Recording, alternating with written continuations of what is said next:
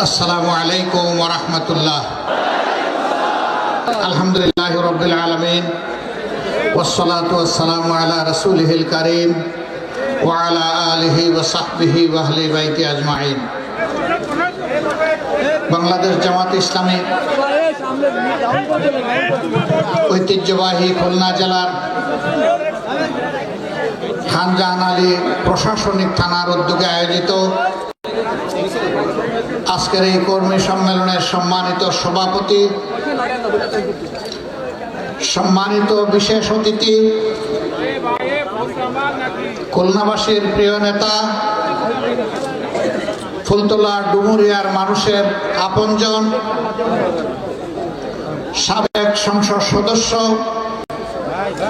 বাংলাদেশ জামাত ইসলামীর সম্মানিত secretary general জনাব মিয়া গোলাম পরওয়ার, মঞ্চে বসা অন্যতম বিশেষ অতিথি, বাংলাদেশ জামাত ইসলামীর নির্বাহী পরিষদের অন্যতম সদস্য জনাব মোবারক হোসাইন, আঞ্চলিক এবং স্থানীয় নেতৃবৃন্দ, সহকর্মী ভাই ও বোনেরা, সুধীমণ্ডলী, বিভিন্ন রাজনৈতিক বন্ধু সংগঠনের সম্মানিত নেতৃবৃন্দ, সাংবাদিক বন্ধুরা, প্রশাসনের সম্মানিত কর্মকর্তা এবং সদস্যবৃন্দ, আমি মহান রব্বুল আলামিনের শুকরিয়া আদায় করছি। আল্লাহ তাআলা আজকে আপনাদের সামনে আমাকে হাজির হওয়ার তৌফিক দান করেছেন। আলহামদুলিল্লাহ রাব্বিল আলামিন। 2023 সালের আজকের এই দিনটিতে আমরা কল্পনাও করি নাই ওই বছরের 1 ডিসেম্বর আল্লাহর এতগুলা বান্দাবান্দি একসাথে মিলিত হতে পারবে, মুক্ত মানুষ হিসাবে তারা একসাথে বসতে পারবে, আমরা কথা বলতে পারবো, তারা কথা শুনতে পারবেন, এটা আমরা কল্পনা করিনি। আল্লাহ রাব্বুল আলামিন তার খাস মেহেরবানিতে বিগত 15 বছর যে স্বৈরাচারী সরকার 15 বা 15.5 বছর জাতিকে দাপিয়ে বেরিয়েছে, মানুষ খুন করেছে, গুম করেছে, জনগণের সম্পদ লুণ্ঠন করে বিদেশে পাচার করেছে, হাজার হাজার লাখ লাখ মামলায় কোটি কোটি মানুষকে মামলার জালে বন্দী করেছে, ঘরে বাইরে মানুষের শান্তি এবং নিরাপত্তা কেড়ে নিয়েছে, কার্যত বাংলাদেশকে একটা বৃহত্তর কারাগারে পরিণত করেছিল। আল্লাহ রাব্বুল আলামিন তাদের জুলুমের হাত থেকে একান্ত মেহেরবানিতে এই দেশবাসীকে মুক্তি দিয়েছেন, তাই আরেকবার আল্লাহ শুকরিয়া, আলহামদুলিল্লাহ। সম্মানিত ভাই ও বোনেরা, বাংলাদেশ আমাদের প্রিয় জন্মভূমি। আল্লাহ রাব্বুল আলামিন মেহেরবানি করে আমাদেরকে এখানে পয়দা করেছেন। বিভিন্ন বর্ণ, ভাষা এবং ধর্মের বৈচিত্র্যে আমাদের এই বাংলাদেশের সুন্দর বাগান আল্লাহ তাআলা নিজেই সাজিয়েছে। এদেশে সংখ্যাগরিষ্ঠ মানুষ মুসলমান হলেও আমরা বিভিন্ন ধর্মের মানুষ মিলেমিশে সুখ দুঃখ ভাগাভাগি করি এবং শান্তিপূর্ণ সহাবস্থান করি। আমাদের মধ্যে রয়েছে সাম্প্রদায়িক অভূতপূর্ব সম্পর্ক এবং সম্প্রীতি। এটি আমাদের সৌন্দর্য, এটি এদেশের মানুষের গর্ব। এমন সুন্দর একটা বাংলাদেশকে কারা এলোমেলো করে দিয়েছিল? একটা পরিবার, একটা গোষ্ঠী, একটা দল। এরা পরিবারকে দেখেছে আগে, এরপরে দেখেছে গোষ্ঠীকে, এরপরে দেখেছে দলকে, তারপরে জুলুম চাপিয়ে দিয়েছে জনগণের ঘাড়ে। এরা ছিল হিংসুক, এরা ছিল সংকীর্ণ মনা, এরা ছিল বেদরদি, এরা ছিল বেপরোয়া। এরা না আল্লাহকে ভয় করেছে, না মানুষকে সম্মান এবং সমীহ করেছে। এরা মানুষকে মানুষ গণ্য করে নাই, এরা মানুষের উপর তাণ্ডব চালিয়েছে। সেই জেল জুলুম, খুন এবং গুমের শিকার সারা বাংলাদেশের মানুষ। সারা বাংলাদেশে কাড়ি কাড়ি লাশ আর ছোপ ছোপ রক্ত। 2006 সালের 28 অক্টোবর লগিবর্টার তাণ্ডবের মাধ্যমে স্পষ্ট দিবালোকে আদম সন্তানদেরকে খুন করার মধ্য দিয়ে তাদের খুনের রাজত্ব শুরু হয়েছিল। তারপরে আমরা দেখতে পেয়েছি 2009 সালে 10 জানুয়ারি ক্ষমতা বসার পর থেকেই তারা তাদের খুনের অস্ত্রকে আবার শান দিয়েছে। পরের মাসে 25 এবং 26 তারিখ ঢাকার পিলখানায় তৎকালীন বিডিআরের সদর দপ্তরে বাংলাদেশের দেশপ্রেমিক সেনাবাহিনীর 57 জন চৌকস প্রতিশ্রুতিশীল সেনা অফিসারকে তারা নির্দয়ভাবে হত্যা করেছিল। তাদের পরিবারের সদস্যদেরকে হত্যা করেছিল। লাশগুলা নির্মমভাবে সেদিন ড্রেনের পানিতে ভাসিয়ে দিয়েছিল। কতিপয় লাশ তারা গুম করে ফেলেছিল। আলো নিভিয়ে অন্ধকারে তারা মানুষ খুন করে নির্বিঘ্নে তাদেরকে পালিয়ে যেতে দেওয়া হয়েছিল। কারা এই নেপথ্যে, এই খুনের নেপথ্যের নায়ক, কারা ষড়যন্ত্রকারী, কারা সিদ্ধান্তকারী, কারা সিদ্ধান্ত বাস্তবায়নকারী, আজও বাংলাদেশের মানুষ তা জানতে পারেননি। কেন? কারণ যারা ক্ষমতায় ছিল তারাই প্রকৃত খুনি ছিল। বাংলাদেশের দুইটা দেশপ্রেমিক স্তম্ভ ছিল খুবই মজবুত। একটা আমাদের গর্বের সেনাবাহিনী, তাদের সহযোগী প্যারামিলিটারি বিডিআর, আর একটা হচ্ছে পরীক্ষিত দেশপ্রেমিক সংগঠন বাংলাদেশ জামাত ইসলামী। সেনাবাহিনী এবং বিডিআরের উপর আঘাত দেওয়ার পর এরপরেই তারা আঘাত এনেছে জামাত ইসলামের উপর। ঠান্ডা মাথায় মিথ্যা অভিযোগ দায়ের করে সাজানো সাক্ষী পাতানো কোর্ট, এই দিয়ে ঠান্ডা মাথায় আমাদের নেতৃবৃন্দকে হত্যা করা হয়েছে। আমরা আল্লাহ তাআলার কাছে এই হত্যার বিচার চাই, দুনিয়ায়ও আমরা এই হত্যার বিচার দেখতে চাই। আমাদের নেতৃবৃন্দ সহ 6 সালের 28 অক্টোবর থেকে শুরু করে 24-এর 5 আগস্ট পর্যন্ত নির্মমভাবে যাদেরকে হত্যা করা হয়েছে, প্রভুর দরবারে দোয়া করে, হে প্রভু দয়া করে তাদেরকে শহীদ হিসাবে কবুল করুন। তাদের শাহাদাতের এই রিপোর্টটুকু আমাদের অন্তরে আপনি জাগিয়ে দিন। তাদের পরিবারকে আপনি সবরে জামিল আতা করুন। যারা পঙ্গুত্ব বরণ করেছে, হে আল্লাহ তাদের সিনায় আপনি আপনার প্রশান্তির হাত বুলিয়ে দিন। তাদেরকে সক্ষমতা দান করুন, তারাও যেন এই দেশবাসীর জন্য আরো কিছু করতে পারে। বিশেষভাবে আমি ধন্যবাদ, কৃতজ্ঞতা, ভালোবাসা, শ্রদ্ধা এবং তাদের প্রতি আমার উষ্ণ অভিনন্দন জানাই, যারা এই বছরের 1 জুলাই থেকে শুরু করে 5 আগস্ট পর্যন্ত বুক চিৎকে দিয়ে বলেছিল, বুকের ভিতরে তুমুল ঝড়, বুক পেতেছি, গুলি কর। তাদের প্রতি আমার শ্রদ্ধা এবং স্যালিউট। 15.5 বছর নির্যাতিত জাতি বহু চেষ্টা করেছে সন্ত্রাসীদেরকে, ফ্যাসিস্টদেরকে ক্ষমতা থেকে তাড়ানোর জন্য, কিন্তু আমরা শেষ সফলতা আমরা দেখতে পারিনি। আমাদের গর্বের সন্তানদের হাতে আল্লাহ সেই সফলতা দান করেছেন। আলহামদুলিল্লাহ রাব্বিল আলামিন। এই সন্তানদেরকে নিয়ে আমরা গর্বিত। আল্লাহ তাদের অভিভাবক হওয়ার জন্য আমাদেরকে সেই সৌভাগ্য দান করেছেন। আমরা আপনাদেরকে কথা দিচ্ছি, আগামীতে মুক্তিপাগল জনগণ যে দেশ দেখতে চায়, আমরা সেই দেশের দায়িত্বটা আমাদের সন্তানদের হাতে, যুব সমাজের হাতে তুলে দিতে চাই। তারা অত্যন্ত দায়িত্বশীলতার সাথে এবারকার আন্দোলন পরিচালনা করেছে। হাজার উস্কানিতে তারা মাথা গরম করে নাই। তাদের স্লোগান ছিল রক্ত গরম মাথা ঠান্ডা। তা প্রমাণ তারা দিয়েছে। রক্তের বিনিময়ে তারা ফ্যাসিবাদকে বিদায় করেছে, কিন্তু একটা মুহূর্তের জন্য তারা মাথা গরম করে না। পালিয়ে যাওয়া পতিত স্বৈরাচার বলেছিল তারা শাসন ক্ষমতা থেকে বিদায় নিলে 2 দিনের ভিতরে 5 লক্ষ মানুষকে তাদের খুন করা হবে। আল্লাহর মেহেরবানিতে তার কিছুই হয়নি। তারা দায়িত্ব জ্ঞানহীন, কাণ্ড জ্ঞানহীন, বেদরদি, বেপরোয়া। তারা এই দেশকে, মানুষকে ভালোবাসে না বলে মানুষের রক্ত তারা পছন্দ করে।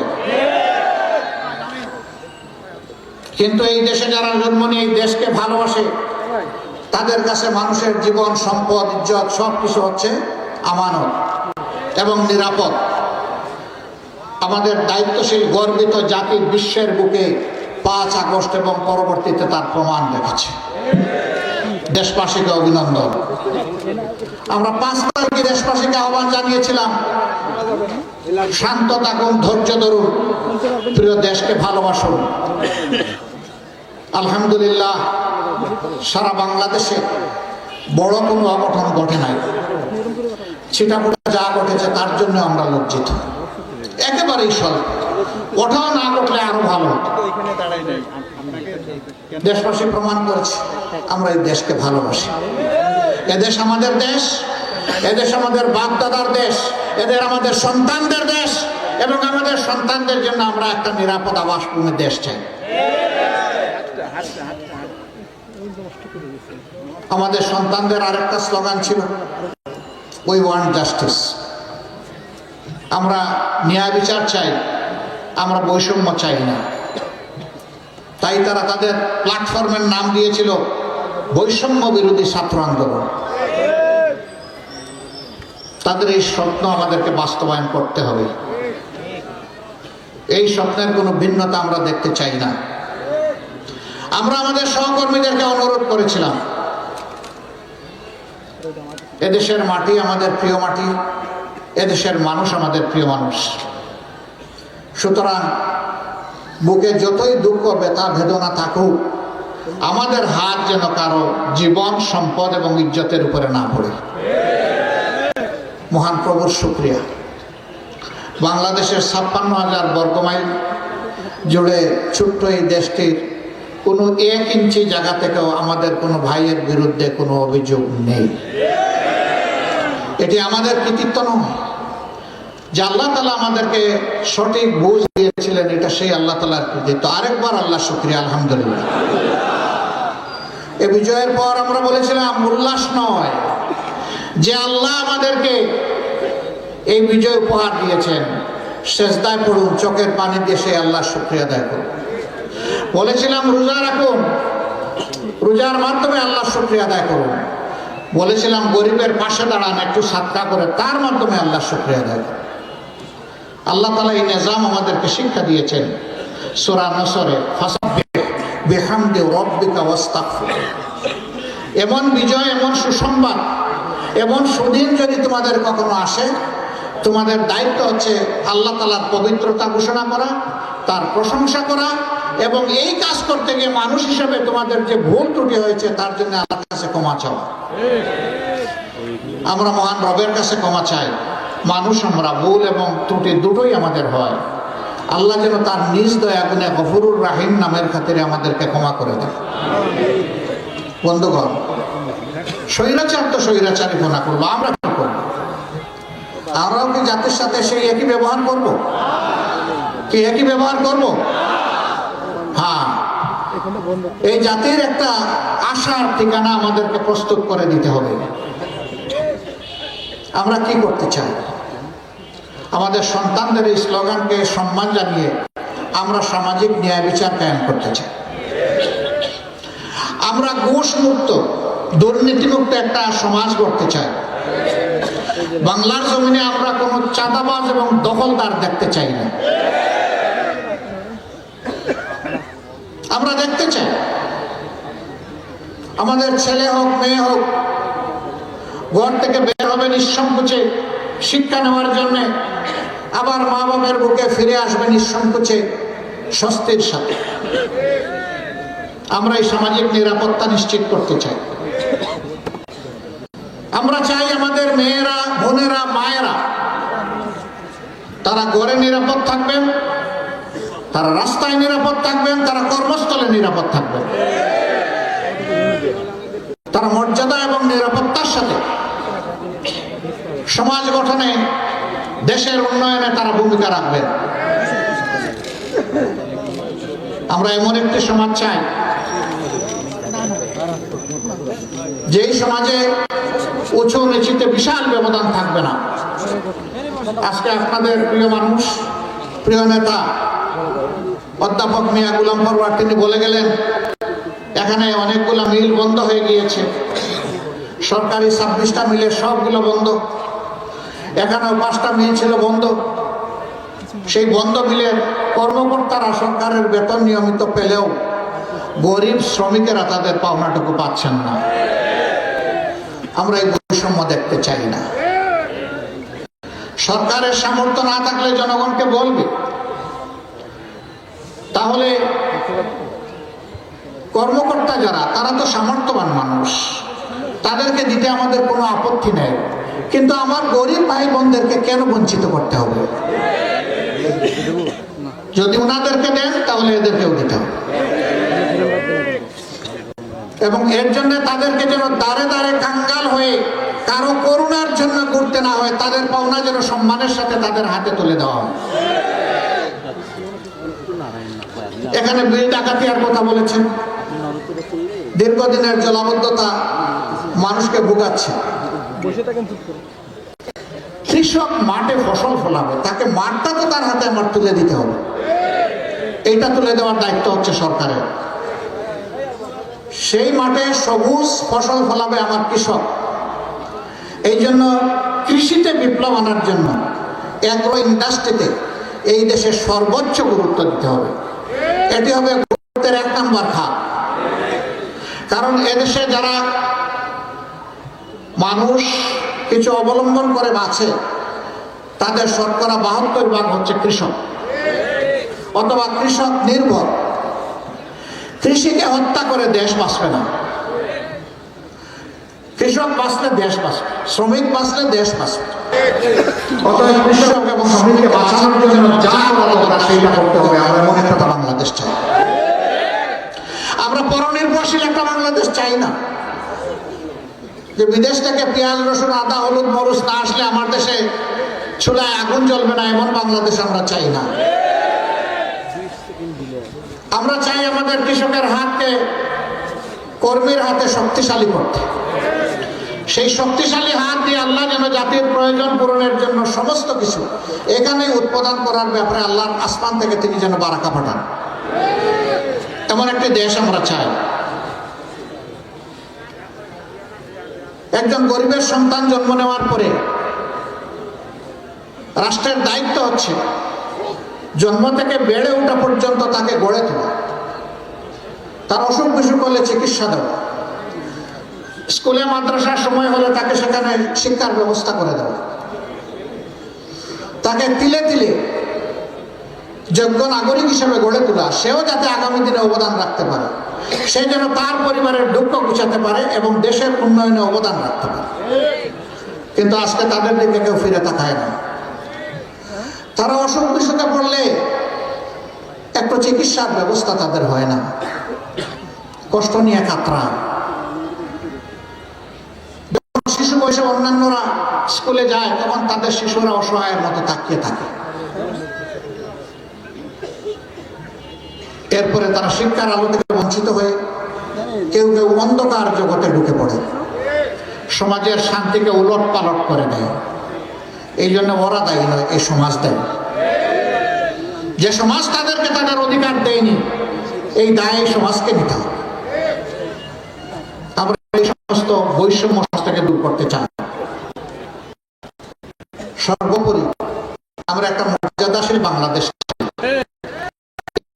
বিদেশে সবাইকে বন্ধু হিসাবে দেখবে, কাউকে প্রভু মেনে নেবে না,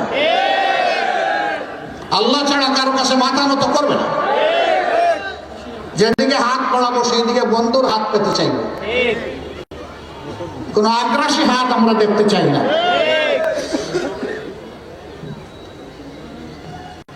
সম্মানিত ভাই ও বোনেরা, এত এত কাজ কে করবে? আল্লাহর ফেরেশতারা আসমান থেকে এসে? কারা করবে? জমিনের মানুষেরা করবে। এই গুরুবার দায়িত্ব নেওয়ার জন্য আপনারা প্রস্তুত হতে রাজি আছেন? আপনারা রাজি আছেন? আল্লাহ তাআলা আপনাদের কণ্ঠ এবং হাতগুলাকে কবুল করুন। তাহলে দেশপ্রেমের নমুনা আমাদের মধ্যেই ফুটিয়ে তুলতে হবে। আমাদের প্রত্যেকটি কাজ হবে জনবান্ধব, জনকল্যাণমূলক। মানুষকে দুনিয়ার মুক্তি এবং আখিরাতের মুক্তির জন্য আমরা ডাকব। দুনিয়ার মুক্তি নিশ্চিত করার জন্য আর অনেক ত্যাগের জন্য আমাদেরকে প্রস্তুত হতে হবে। আমরা একটা সুশৃঙ্খল শান্তিপ্রিয় বাংলাদেশ কামনা করলেও কেউ কেউ আছে আমাদেরকে একটা মিনিটও শান্তিতে থাকতে দিতে চায় না, আমাদের শান্তি কেড়ে নিতে চায়। তাই আমাদের আকাশে মাঝে মাঝে কালো মেঘ, আবার কখনো কালো শকুনের ছায়া দেখা যায়। আল্লাহ তাআলার দরবারে দোয়া করি কালো মেঘ এবং কালো শকুন যেন আল্লাহ বাংলার আকাশ থেকে সরায় দেন। আমাদেরকে এই ব্যাপারে চৌকস দৃষ্টি দিয়ে খেয়াল রাখতে হবে ইনশাআল্লাহ। আমরা প্রিয় দেশকে ভালোবাসি, আল্লাহর নবী প্রিয় দেশকে ভালোবাসতেন। হিজরতের সময় মক্কা থেকে মদিনায় যাওয়ার সময় আল্লাহর রাসূল কেঁদেছেন আর বলেছেন, হায় মক্কা, তোমার সন্তানেরা আমাকে থাকতে দিল না। ভালোবাসা আল্লাহর দান। আমরা সেই জন্মভূমিকে ভালোবাসি। এই ভালোবাসার জায়গা থেকে আমরা আল্লাহর কাছে তৌফিক চাই। আল্লাহ যেন এই দায়িত্বের জন্য আমাদেরকে কবুল করেন। ভাই ও বোনেরা, জ্ঞানের আলোয় নিজেদেরকে সমৃদ্ধ করতে হবে। কল্যাণের দাওয়াত মানুষের দুয়ারে দুয়ারে পৌঁছে দিতে হবে। মানুষের বিপদে আপদে বন্ধু হয়ে তাদের পাশে দাঁড়াতে হবে। মানুষের মধ্যে আশা জাগাতে হবে যে এই সমাজের উত্থান সম্ভব। এটাকে একটা শ্রেষ্ঠ জাতি হিসাবে, দেশ হিসাবে গড়ে তোলা সম্ভব। আল্লাহ তাআলা আমাদেরকে নিজের জীবনে পরিবর্তন এনে জাতির জীবনকে পরিবর্তন করার তৌফিক দান করুন।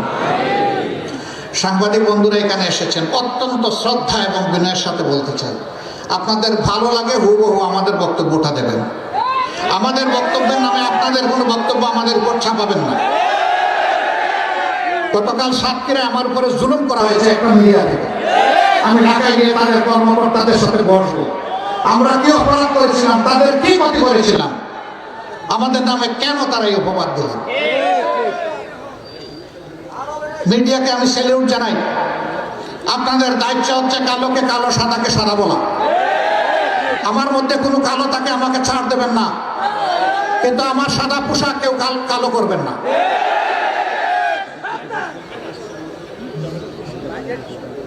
আপনারা এক সময় ভয়ে সংকোচে চাপে বিধ্বস্ত ছিলেন। আপনারা সত্য কথাটা সত্য হিসাবে লিখতে পারেন নাই, সত্যকে গোপন করতে বাধ্য হয়েছেন অশুভ শক্তির চাপে। আমরা এটার জন্য মাইন্ড করব না, কিন্তু এখন তো আপনারা মুক্ত। এখন কেন আপনার নিজের চিন্তা করবেন যুক্ত?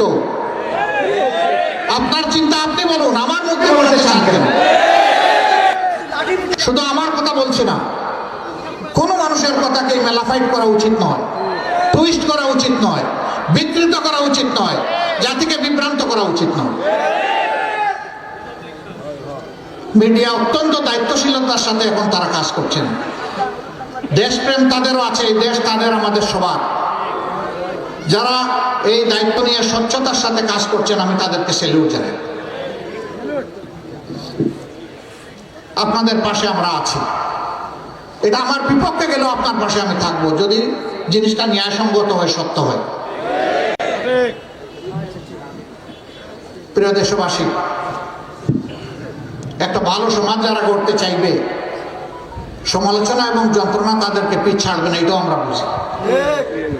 যে কিছু করে তার সমালোচনা হবে, যে কিছুই করে না তার নিয়ে জনগণ কথা বলে না। সমালোচনাকে আমরা এনকারেজ করি। সমালোচনা হোক গঠনমূলক, সমালোচনা হোক দেশপ্রেমের, সমালোচনা হোক জাতিকে সামনের দিকে এগিয়ে নেওয়া। ধাক্কা দিয়ে জাতিকে পেছনের দিকে ফেলে দেওয়া কোনো দেশপ্রেমিক মানুষের কাজ হতে পারে না। এটা মিডিয়ার না, সাধারণ মানুষের না। আমরা সমালোচনাকে ভয় পাই না, বরঞ্চ আমরা অভিনন্দন জানাই সেই সমালোচনা যা জাতির জন্য উপকার হয়। আমরা ওই সমালোচনাটা চাই। আমরা মিডিয়ার ভাইদের কাছে কৃতজ্ঞ, তারা তাদের পেশাগত দায়িত্বের কারণে এখানে এসেছে। আমরা দেশবাসী এবং আপনাদের ন্যায্য কাজে, দেশ গঠনের কাজে, দেশপ্রেমের কাজে আপনাদের সমর্থন চাই, দোয়া চাই, ভালোবাসা চাই, সাথে চাই, পাশে চাই। মেহরবানি করে আমাদের কথাগুলো আপনারা জাতি এবং বিশ্ববাসীর কাছে পৌঁছে দেবেন। আজকের এই সম্মেলন অসময়ে অনুষ্ঠিত হচ্ছে, এখন অফিস টাইম, খোলার দিন, তারপরে হাজার হাজার নরনারী এখানে চলে এসেছেন। আমরা অভিভূত, আমরা অভিভূত। আল্লাহ তাআলার দরবারে দোয়া করি, আল্লাহ আপনাদের এই ত্যাগকে কবুল করুন। আস্থা জন্মেছে, দেশের জন্য, মানুষের জন্য ডাক দিলে সহকর্মীদেরকে পাওয়া যাবে ইনশাআল্লাহ। আমরা দেশবাসীকে সাথে নিয়ে লড়াই করব, আমাদের যুব সমাজকে বুকে ধারণ করে আমরা লড়াই করব এবং ইনশাআল্লাহ আমরা মিলেমিশে এই দেশকে মুক্ত করব ইনশাআল্লাহ। দেশ এখনো পুরা মুক্ত হয়নি, সমাজে হাজার জাতের জঞ্জাল এখনো রয়ে গেছে। ওই জঞ্জাল আমাদেরকে পরিচ্ছন্ন করে ফেলতে হবে ইনশাআল্লাহ। এ দেশ হবে এমন দেশ, সকল শ্রেণী পেশার মানুষ, মোটে মাঝি, কুলি, মজুর, ডাক্তার, ইঞ্জিনিয়ার, ব্যবসায়ী, আইনজীবী, সাংবাদিক, আলিম ওলামা, সকলে মিলে প্রিয় দেশ আমাদের, সকলের হাত এক মোহনায় মিলিত হয়ে ঐক্যবদ্ধভাবে আমরা এই জাতিকে গড়তে চাই ইনশাআল্লাহ। এই জন্য জাতীয় স্বার্থ, সকল জাতীয় ইস্যুতে আমরা জনগণের ঐক্য চাই। এই ঐক্য হোক ইস্পাত কঠিন ঐক্য, সেই ঐক্য বুকে ধারণ করে আল্লাহ তাআলার সাহায্য নিয়ে আমরা সামনে এগিয়ে যাই। আল্লাহ আমাদের সহায় হন। আল্লাহ হাফিজ। বাংলাদেশ জিন্দাবাদ, বাংলাদেশ জামাত ইসলামী জিন্দাবাদ। আসসালামু আলাইকুম ওয়া রাহমাতুল্লাহি ওয়া বারাকাতুহু।